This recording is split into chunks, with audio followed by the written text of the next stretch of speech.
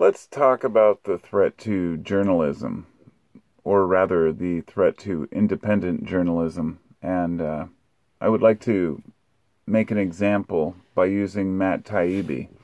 Matt Taibbi has been a journalist for 30 years.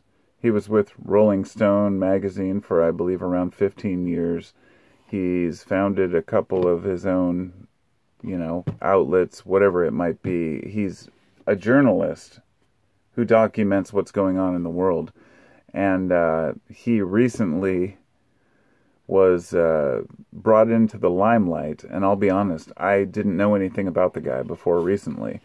And neither did a lot of people. He's been in the background doing a lot of research on his own, and I believe him to be a fair and balanced and relatively accurate person. I believe his intentions are pure, and that what he talks about, he truly believes to be the facts of the case.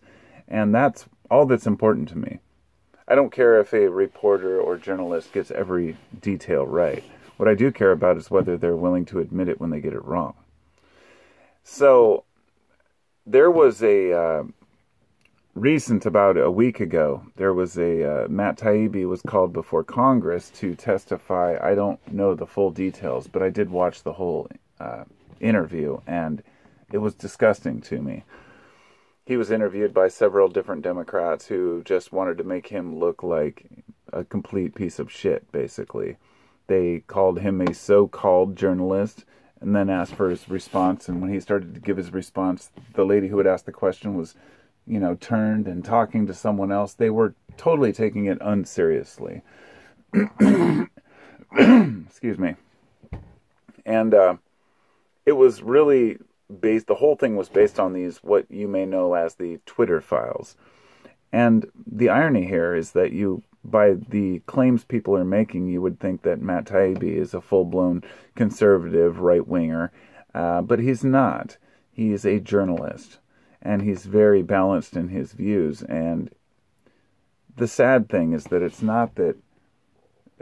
that these Democrats and these Democrat, Congress people are basically digging their own grave, making themselves look like idiots.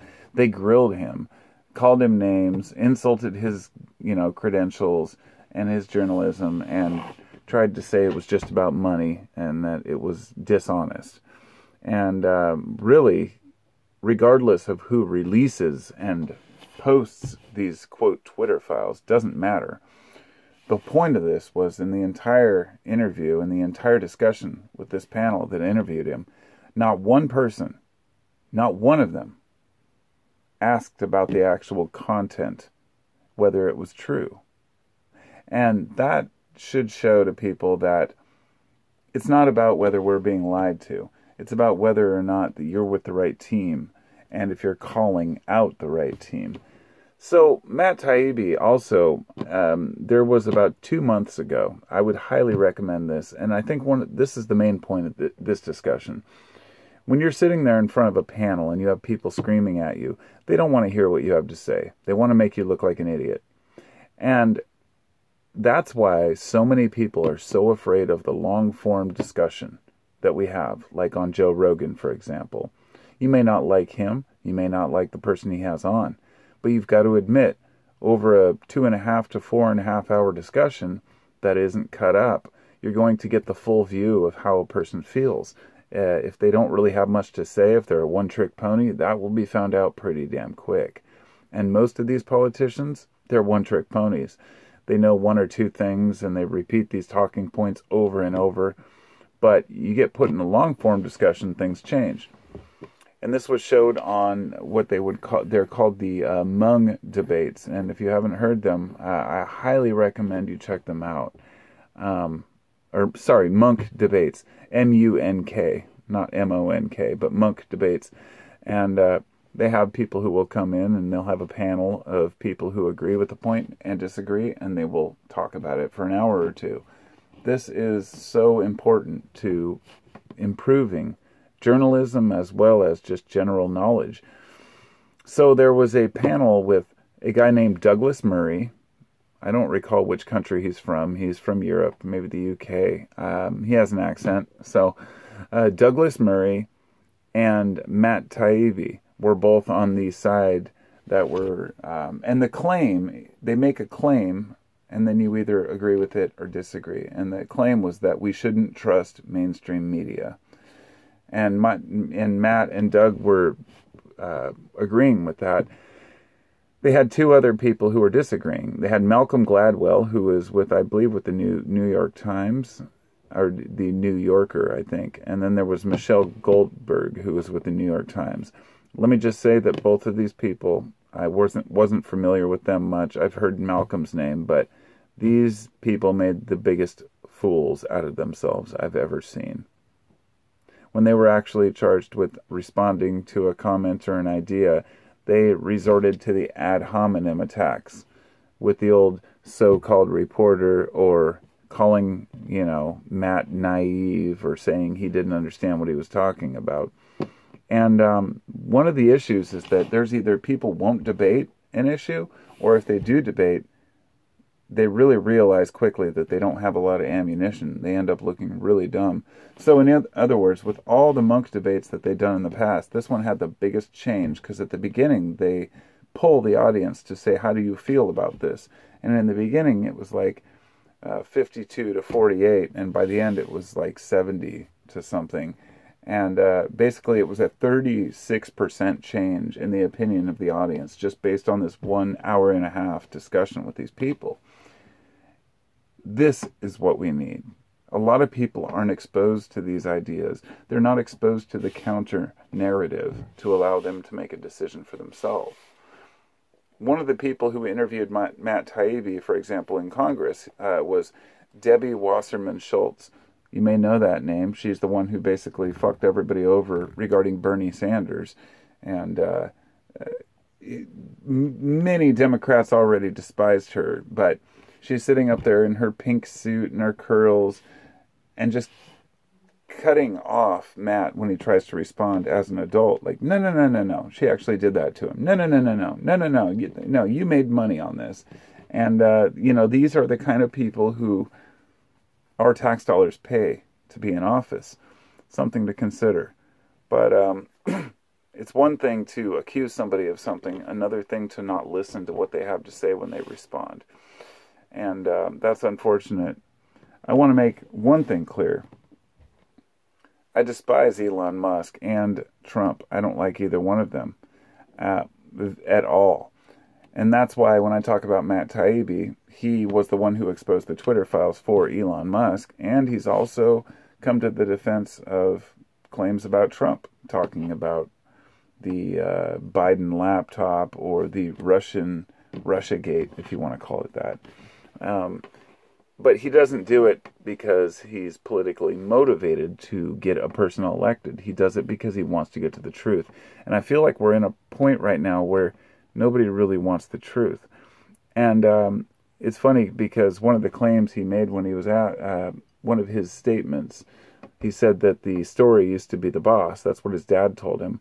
And he said the story is no longer the boss. Meaning that it's about what kind of story you can make up out of it. Everything is breaking news, right? Everything is important to somebody. But I think even the most dedicated Trump supporters, for example, or the most dedicated Trump haters, should all be willing to look at the other side of the discussion, should all be fair and balanced and accurate and be honest with themselves. Because it's not about politicians. It's about us. It's like if you were only to listen to the mainstream media, because by the end this audience had changed their mind that they didn't trust mainstream media. A lot of them, many of them were probably on the fence to begin with. But if you had listened to every expert in, diet, for example, every time there's a newscast, oh, fats are good, fats are bad, sugar's good, sugar's bad, alcohol's good, alcohol's bad. How much should I moderate with? There's always some expert to tell you what you should and shouldn't do. And I definitely don't believe we shouldn't listen to experts, people who know their shit. Just be considerate of, who they are and what they have to gain from it. Because as a journalist, the norms have failed us. That was one of the arguments that the other two had to support legacy media and mainstream media, was to say, well, You may not, agree with everything, but they have norms, and people show up to work in their suits and ties, and they do their jobs, and they have a system in place. And yeah, they do. And that system in place has been to support certain presidents or certain military interests because they are paid to do so.